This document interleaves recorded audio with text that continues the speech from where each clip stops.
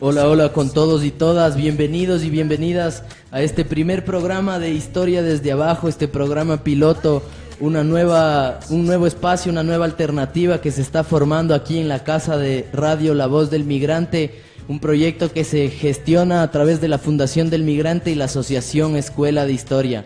En este primer programa vamos a tratar 3 bloques importantísimos con los que queremos iniciar esta serie de programas aquí en Radio La Voz del Migrante.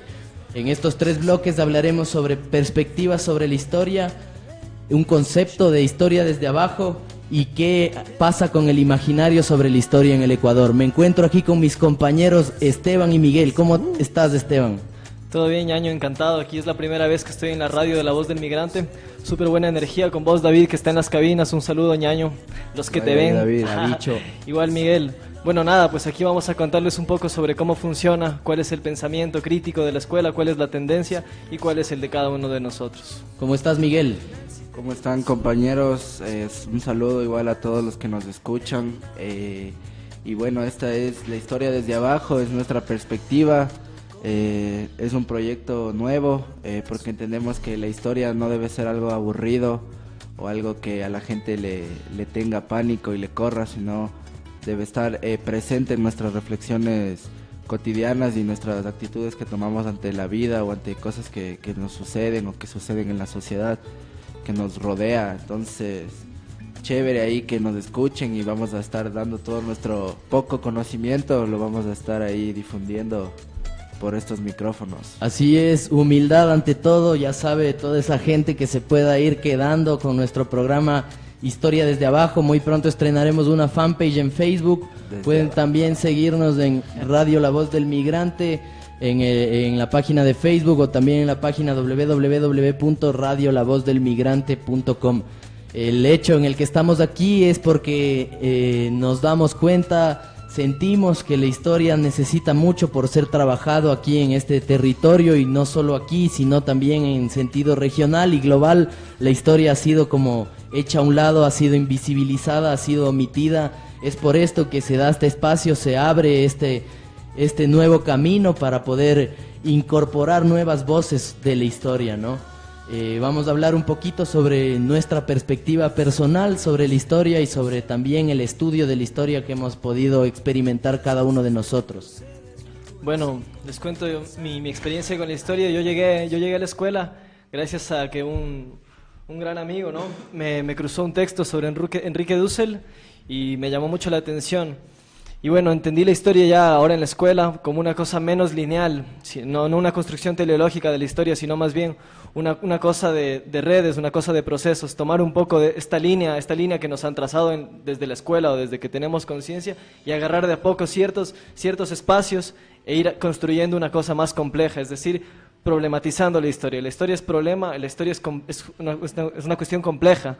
Entonces, eso es lo que a mí me llama la atención. Ahora estudio Historia del Arte y desde 5º semestre es que pude entender que entender la historia desde el recurso visual, desde el recurso plástico, es mucho más interesante, es mucho más divertido incluso para aprender y para enseñar. Y acá me encuentro, ñaño. ¿Vos qué dices, mijo Miguel?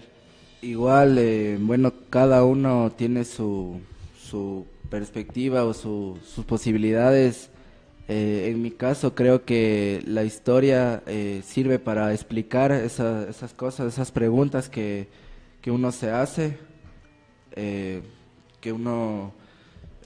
hace cuando, por ejemplo, suceden cosas, pueden ser eventos políticos o acciones también cotidianas, relacionándote con la gente en la calle, que actúa de una forma que tal vez no sea coherente para ti, pero bueno, eso tiene una explicación, ¿no? No es una cuestión de que no se puede explicar, de que nos comportamos o de que las cosas siempre han sido así. Entonces sí hay que matizar y bueno, eso es lo importante de la historia, o sea, realizar una crítica ante todo lo que vivimos, tomar una actitud crítica. Totalmente es importante incorporar una perspectiva crítica, una reflexión importante a través de los sucesos de la historia. Este programa está hecho para eso mismo, para tener una perspectiva crítica sobre todo lo que sucedió y está sucediendo. En mi caso también llegué a esta corriente de estudios también por esa necesidad de sacarme de dudas, de un poco también poder entender mejor las cosas, porque usualmente la manera en la que te presentan la historia en el colegio es de una manera un poco rígida, es de una manera lineal, como decíamos. Entonces realmente poder experimentar una nueva visión sobre la historia es algo súper importante, además de interesante, novedoso, como tú decías. Se puede aprender la historia a través de las imágenes, a través del arte, a través del performance, a través de un montón de situaciones. Entonces en ese sentido, para eso está este programa, para eso les presentamos todo este show. Además, para que no nos vendan gato por liebre, como se dice. Exactamente. Porque, por ejemplo, a veces escuchamos ahí a los políticos que dan discursos, o a cualquier persona que nos viene ahí con alguna cosa, alguna patraña. Entonces nosotros tenemos ese previo conocimiento de la historia que nos alerta cuando alguien nos está mintiendo, o cuando alguien está diciendo algo que no corresponde a la realidad. Entonces eso también es muy importante, creo. Es algo invaluable, ¿no? Porque por la historia no se gana dinero, ¿no? Pero, o sea, al menos tienes como esa oportunidad de ver las cosas a pesar de que te mientan, o detrás del discurso, o de las pantallas que puedan existir. En este sentido hay un recurso súper importante que reside sobre la historia. No sé si estaríamos de acuerdo en eso. Este recurso, como lo hemos planteado en estos instantes, se puede utilizar para bien, para contemplar una sociedad un poco mejor, para contemplar una estructura un poco menos desigual, pero también es necesario señalar que puede ser un arma de doble filo, ¿no? Hay historiadores que se han convertido en intelectuales orgánicos para estados, para gobiernos, que han estado dedicados toda una vida a legitimar a través de la historia, a transformar los sucesos, a darles otra perspectiva nociva, además interesada, lucrativa, económica. No sé qué opinan de eso. Sí, o sea, bueno, creo que esta no es la posición de nosotros, y eso también hay que dejar claro que, al menos en mi opinión, la historia no debe ser algo por lo cual nosotros acumulemos algún tipo de capital o tengamos algún tipo de beneficio personal, sino que, bueno, el conocimiento, la historia, son procesos colectivos que una sociedad los genera, y nosotros, en tanto individuos como parte de esa sociedad, somos en cierta medida portavoces y también receptores de todo eso. Entonces, claro, hay historiadores que se prestan para eso, y bueno, y también estamos un poco los historiadores que todavía no nos hemos vendido. Y espero que no nos vendamos.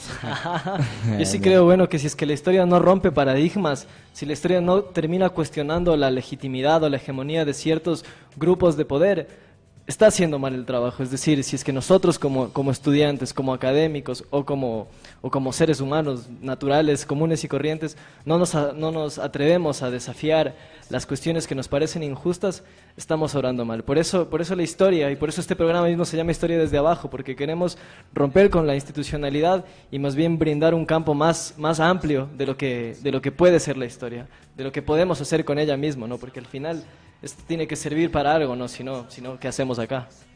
Bueno, para un poco así aterrizar también la nota, esto no es un problema de la historia, no solo de la historia en sí, sino también del sistema educativo. O sea, este nuevo sistema educativo que se ha ido planteando a través de los tiempos también se ha configurado para que los estudiantes no tengan esa perspectiva crítica, se vendan fácilmente a cualquier postor. Entonces, en ese sentido, esta crítica viene desde la historia, pero se amplía a todos los campos, ¿no? Igual recordemos que la historia es totalmente multidisciplinaria, hay un montón de campos que se trabajan a través de la historia: antropología, sociología, economía, la justicia, derecho, claro. O sea, incluso tenemos arqueología.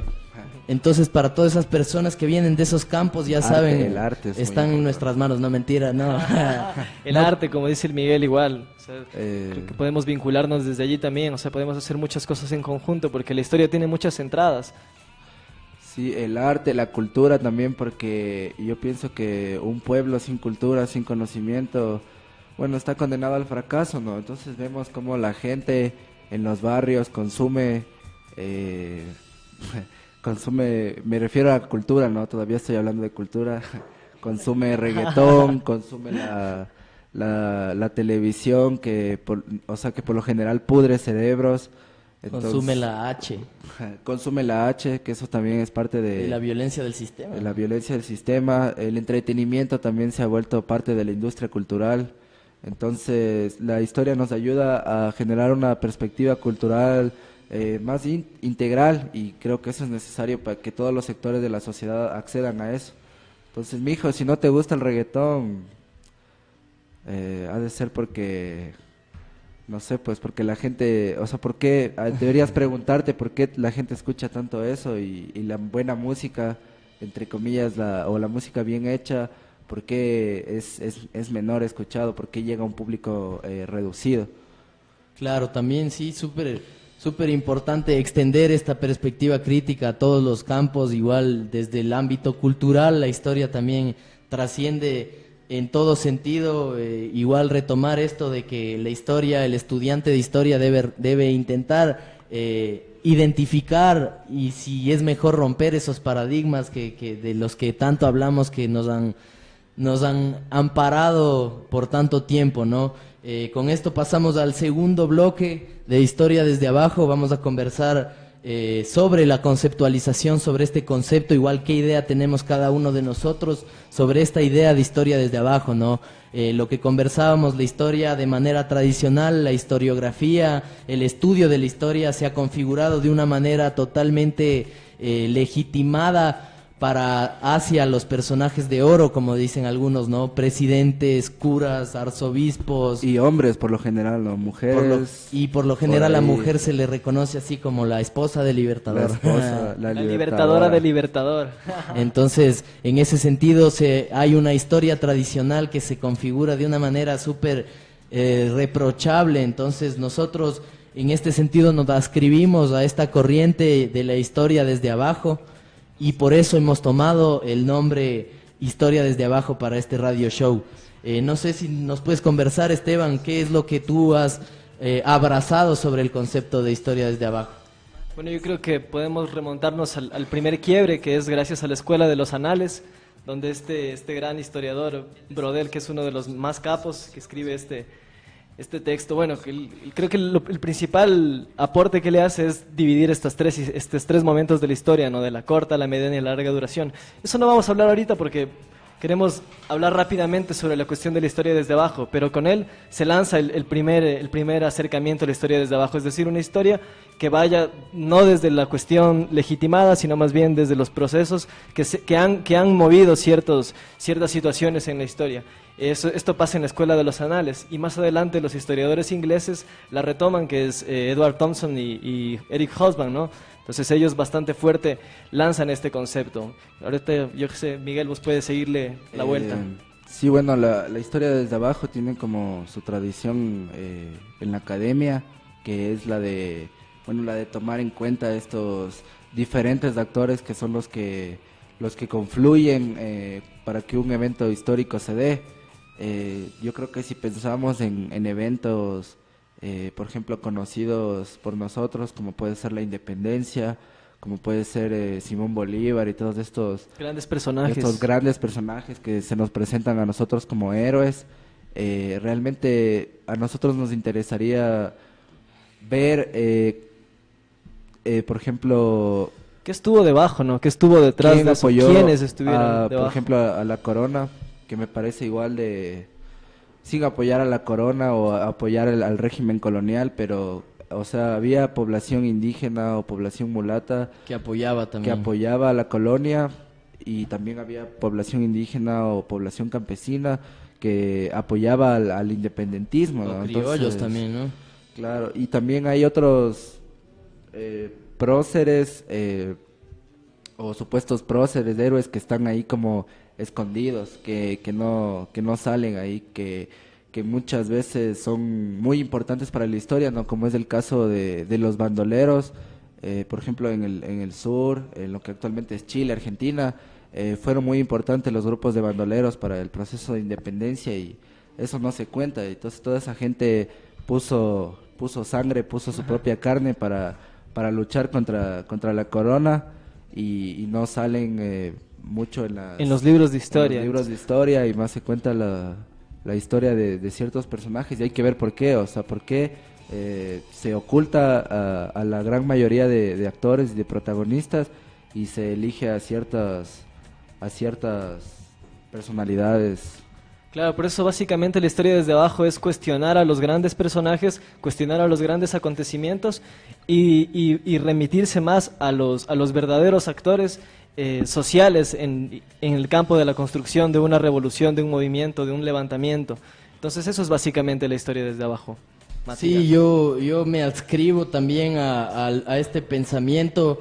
Realmente es una tendencia en la cual nos hemos podido sentir identificados, pues supongo que nuestras entradas también, así como diversas, son también con intenciones o con miras hacia querer organizar de mejor manera todo este mundo, y creo que lo principal es también en el sentido lo educativo, lo pedagógico, los libros que se escribe sobre la historia es algo que marca totalmente, y en este punto es importante reivindicar tendencias que intenten posicionar o visualizar la historia desde una manera un poco más alternativa, se podría decir, ¿no? Es súper clásico ver que a través de tal personaje, a través de García Moreno, como decía Simón Bolívar, se dé la entrada a la historia, ¿no? Como si ellos fueran los que escribieran la historia, como si ellos fueran los protagonistas de la historia, cuando realmente hay un enramado social súper complejo.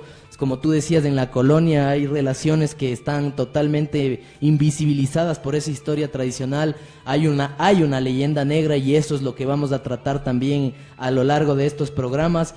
Hay una leyenda negra sobre la colonia, sobre maltrato, sobre violencia, pero también hay espacios en donde hubo organización, donde hubo autonomía, donde hubo levantamientos, donde hubieron fenómenos interesantes. Entonces, en ese sentido, la historia desde abajo nos sirve como herramienta para poder entender, para poder visualizar una realidad distinta, ¿no? Yo no sé si es que ustedes coinciden conmigo en este sentido. La historia desde abajo debería ser un poco más ampliada para que llegue a todos los colegios, a todas las unidades educativas básicas. Es decir, el estudio de la historia aquí en nuestro país ha sido como relegado simplemente a una etapa de las ciencias sociales. Te dan ciencias sociales nada más, pero la historia debería ser un poco más importante, ¿no? Sí, bueno, es que la historia nos atraviesa a todos, así no queramos. Ese es el tema, ¿no? Entonces, por ejemplo, ya que hablábamos de la colonia, hay mucha gente, yo mismo, yo cuando entré a la escuela de historia, despreciaba la historia colonial. O sea, para mí, sí, vinieron los españoles, nos conquistaron y punto, y ahí se acabó. Pero el tema es que esa sociedad que se construyó digamos, hace 500 años, sigue muy presente en las relaciones sociales que se construyen aquí en el Ecuador. Por ejemplo, si analizamos como que actualmente todavía persiste el latifundio en muchos sectores rurales del Ecuador, y también pervive el minifundio, que es como una forma mixta entre un régimen colonial y un régimen moderno. Entonces, la colonia y todos los procesos históricos están marcados en nosotros, y no podemos nosotros simplemente salir de eso, así no queramos. Entonces, claro, hay que estudiar y hay que conocer más para así tener conciencia de lo que pasa y de lo que hacemos. Totalmente. Por aquí nos está pasando David, nuestro control master, esta imagen, este cómic que retrata la llegada de los españoles, igual un poco desde el presente, pues en ese entonces no se hablaba el español como se retrata en ese cómic, pero hay como una idea, hay como una sátira también, ¿no? En este cómic sobre la colonia, sobre este imaginario que se creó civilizatorio, a través del cual la colonización supuestamente fue cuando llegó la civilización, pero realmente nosotros a través del estudio de la historia podemos ver que incluso hay sistemas económicos mucho más complejos e interesantes que se dan, por ejemplo, en el Imperio Inca, o si no también en la península de Yucatán, en México, los aztecas, los mayas tienen también formas organizativas incluso mucho más interesantes que la misma burocracia española que se nos impuso en ese entonces, ¿no? No sé qué piensan ustedes de esto. Bueno, yo sigo volviendo a la primera pregunta que decías, Mateo, respecto a que si se debe o no implementar este sistema de historia desde abajo en las escuelas. Yo creo que es fundamental. Es decir, romper estos paradigmas de la institución es en verdad ir a los contextos, ir a los procesos, o sea, que desde chamos nos enseñen mucho pensar, más, exactamente, a criticar, a cuestionar. Y ahora viendo esta imagen me recuerda un poco a una categoría que utiliza Enrique Dussel en su texto sobre el encubrimiento, ¿no? O sea, no es un descubrimiento como tal, sino más bien es un encubrimiento, un disfraz de progreso, de civilización, de modernidad incluso, ¿no? Hacia los pueblos originarios de aquí de América Latina. Entonces, claro, y como decíamos, ¿no? El recurso visual, la cuestión humorística, la cuestión dinámica, esta sátira en la imagen, nos hace pensar mucho, ¿no? Nos hace reflexionar, y yo creo que las entradas pueden ir por allí mismo, ¿no? Cambiar los textos escolares, hacerlos mucho más al cómic, más a la plástica, ¿no? Claro, pero bueno, eso implica... O sea, modificar la educación implica modificar una institución de la sociedad. Todo un sistema. Sí, pero bueno, para no irme por ese lado... Porque podríamos profundizar eso totalmente, una serie de programas. Una serie de programas sobre la educación y todo, pero lo que iba a decir es que, por ejemplo, hay muchos mitos que desmontar, o sea, sobre el mismo proceso de conquista. Decir que no nos descubrieron, ya realmente... O bueno, tal vez la corona nos descubrió, pero aquí habían civilizaciones que existía y que... y bueno, Davicho nos manda ahí, en los controles nos manda la imagen de Bolivia. Esto es claro, ahí es una caricatura que está un poco borrosa, pero trata sobre la repartición de América, y es como un poco lo que tú, Miguel, nos identificabas hace un momento, que a partir de la colonia y a través de la historia podemos darnos cuenta de esto, que hay procesos que tienen permanencia, que a través de ciertas estructuras económicas o de división de trabajo, cuestiones así, encuentran su permanencia a través de los tiempos, ¿no? No importa que llegue esta tan afamada independencia, si es que se mantienen estas estructuras de explotación, estas estructuras desiguales, podemos hablar de una permanencia. Entonces en esta imagen vemos otra repartición de América en la colonia. Vimos que a dedo se repartieron los territorios a través de estos grandes personajes, de estos grandes fundadores.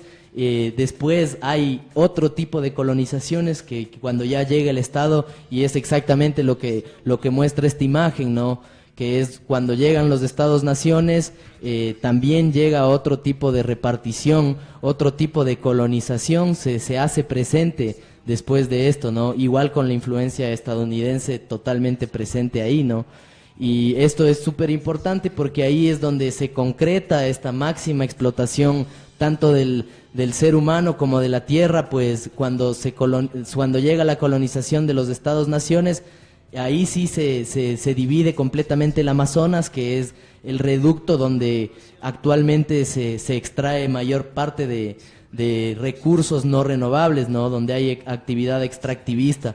Entonces, esta actividad extractivista basada en la materia prima, siendo esto un recurso natural o siendo esto el recurso humano, se ha mantenido por más de, ya vamos a cumplir 600 años con la misma movida. Entonces, por ahí creo que la historia debe comenzar a plantearse sus miras, comenzar a replantearse o a reconstruir este ideal, esta idea de historia. Claro, yo creo que eso es lo que nos muestra la historia, ¿no? Que hay prácticas, hay lógicas, pero más prácticas, ¿no? Que persisten a lo largo de la historia misma, ¿no? O sea, a lo largo del desarrollo, como llaman muchos de los pueblos, y nada, que se fundamentan desde el poder. Parte de la historia desde abajo, volviendo un poco a lo nuestro, es cuestionar estas esferas de poder y criticarlas. Así que nosotros como estudiantes, eso es lo que pretendemos básicamente en nuestras escuelas y también en este programa, o sea, dar apertura a cuestionar. Así que, como les dijo el Mateo hace un rato, estos micrófonos están abiertos para cualquiera que quiera venir a dar su perspectiva de la historia. No importa la disciplina, porque como sabemos esto es interdisciplinario y lo que queremos es volver más dinámica la historia y comprensible para todos, ¿no? Sí, totalmente. Ahí es donde jugamos un rol importante en el de tener la intención de transmitir toda esta cuestión, este conocimiento que de una u otra manera ha llegado hacia nosotros. Igual no normalizar cualquier idea, cualquier verdad absoluta sobre la historia es súper importante. Hay ideas que se han construido férreamente en nuestras cabezas y ese es el tema de nuestro tercer bloque en el programa. Este tercer bloque vamos a hablar sobre los imaginarios sobre la historia en el Ecuador. Quédense con nosotros para este tercer bloque.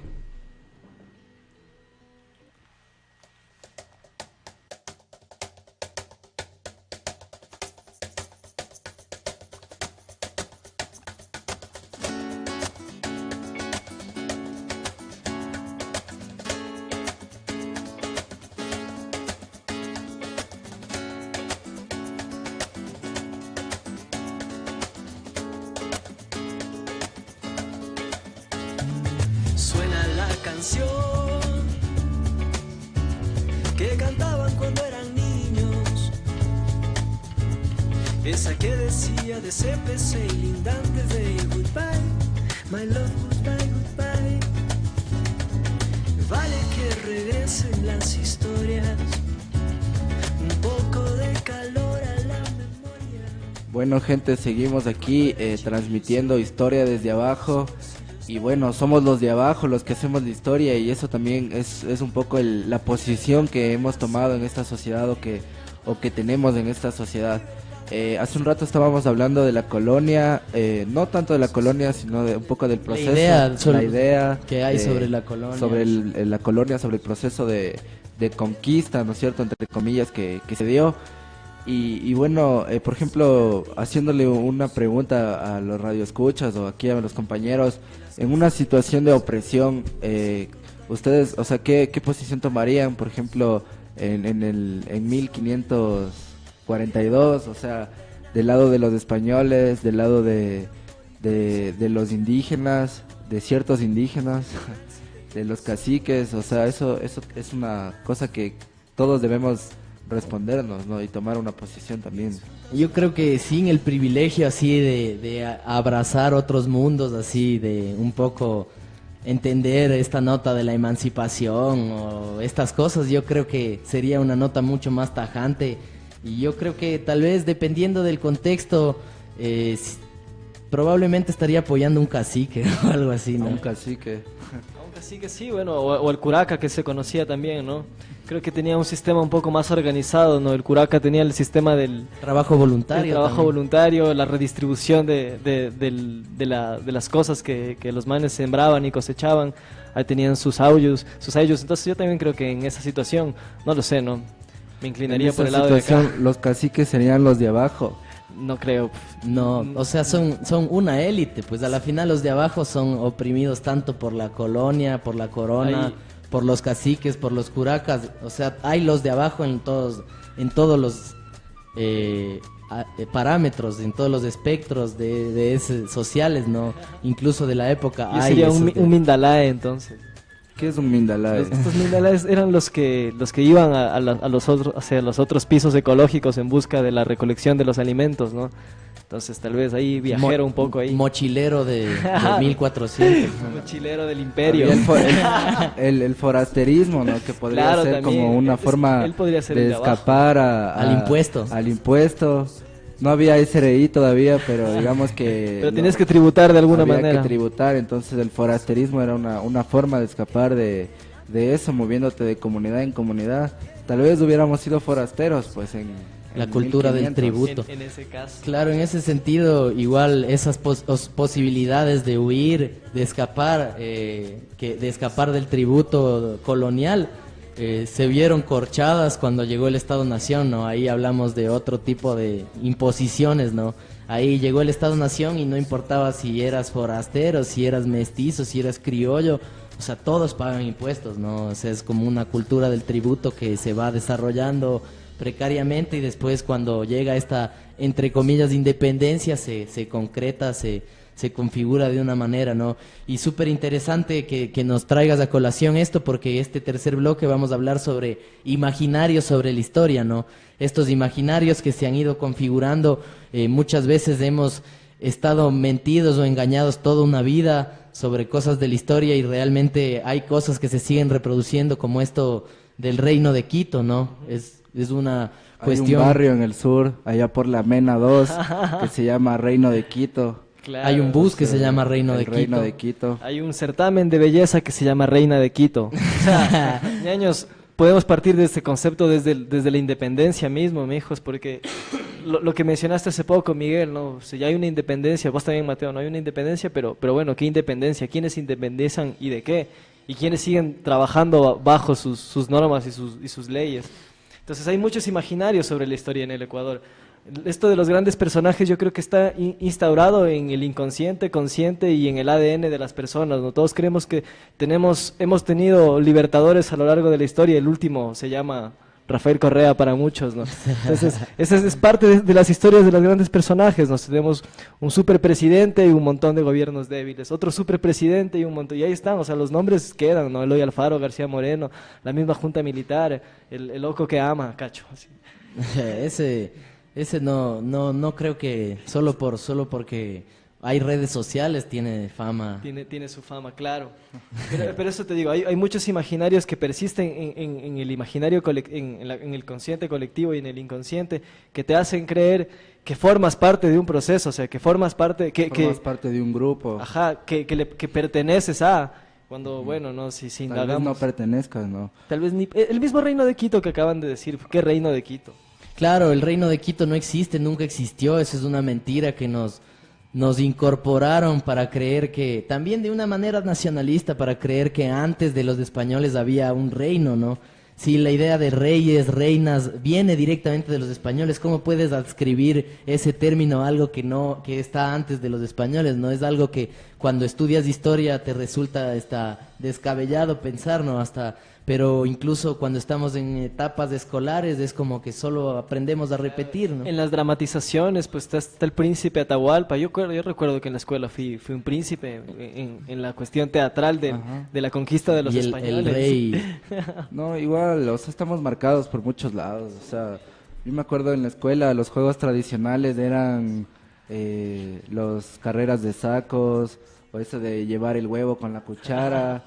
Y resulta que me voy a Perú y allá los juegos tradicionales han sido los mismos que acá en Ecuador. Y me voy a Chile y allá también han sido las carreras de sacos, han sido los juegos tradicionales, igual que acá, ¿no? Entonces, pero ahora es Facebook que... e Instagram. Ya se cambió la carrera de sacos por el smartphone. Pero igual, como tú dices, súper bacán que traigas esta idea también fuera de límites en ese sentido, ¿no?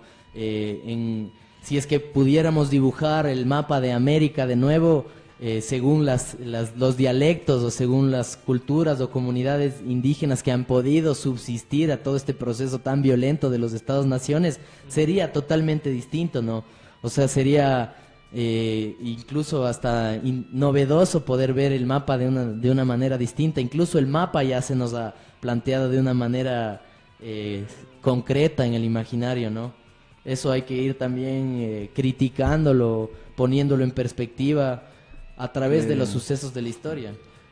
¿Algún otro imaginario que... Hay muchos imaginarios, ¿no?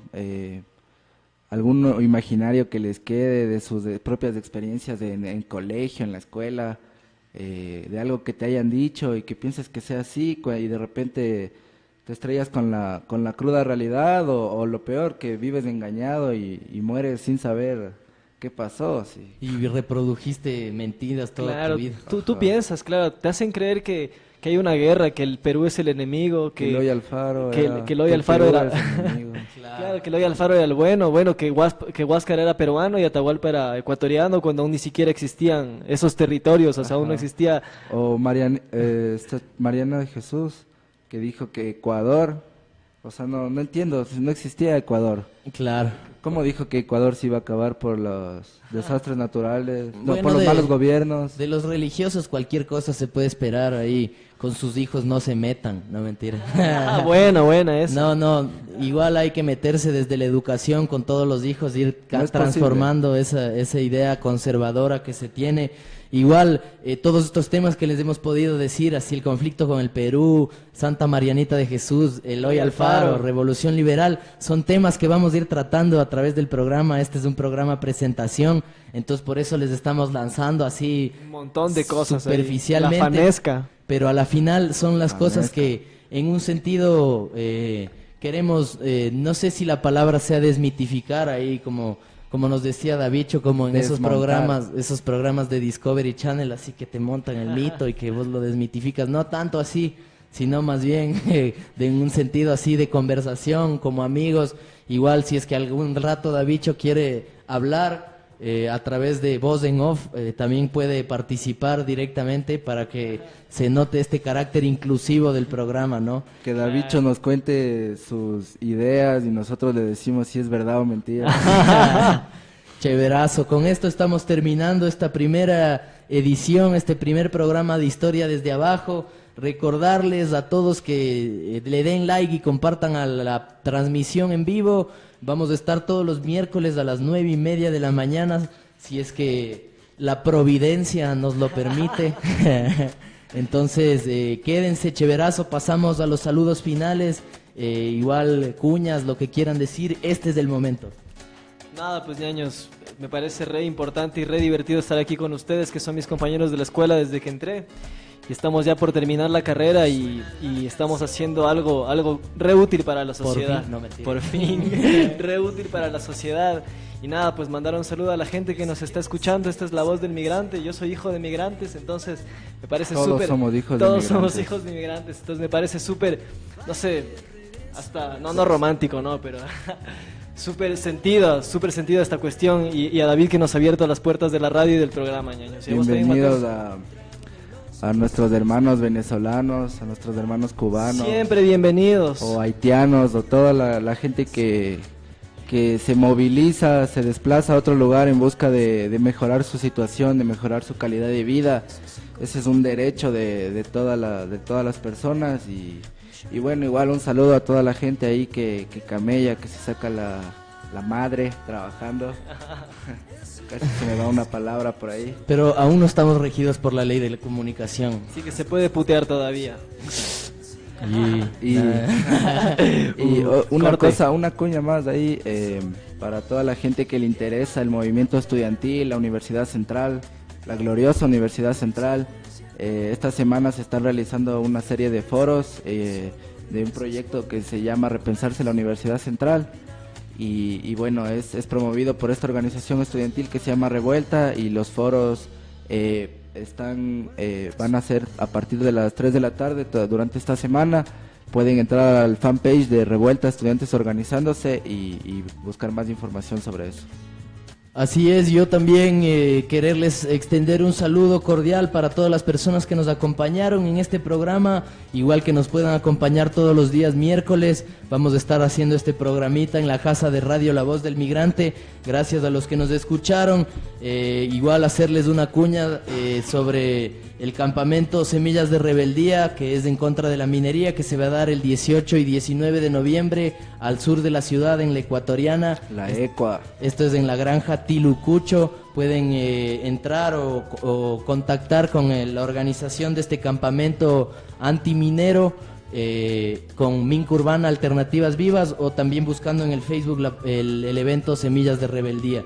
También un saludo a todas esas personas que se ganan la vida diariamente, como tú decías, los trabajadores ambulantes, los trabajadores informales que están ahí acosados por esas fuerzas policiales corruptas. También un saludo para todas las personas que están ahí al pie del cañón luchando y por transformar la sociedad, los que están en contra de los transgénicos en el Ecuador, la red de semillas, de guardianes de las semillas, para los que están en contra de la minería, los que están resistiendo en toda la cordillera del Cóndor y en contra de todos esos proyectos y concesiones mineras del Ecuador. Damos paso a la siguiente programación de Radio La Voz del Migrante. Hemos finalizado el programa Historia desde Abajo. Chao con todos. Chau, chau, nos vemos el miércoles próximo. Por el camino más empinado, sobre los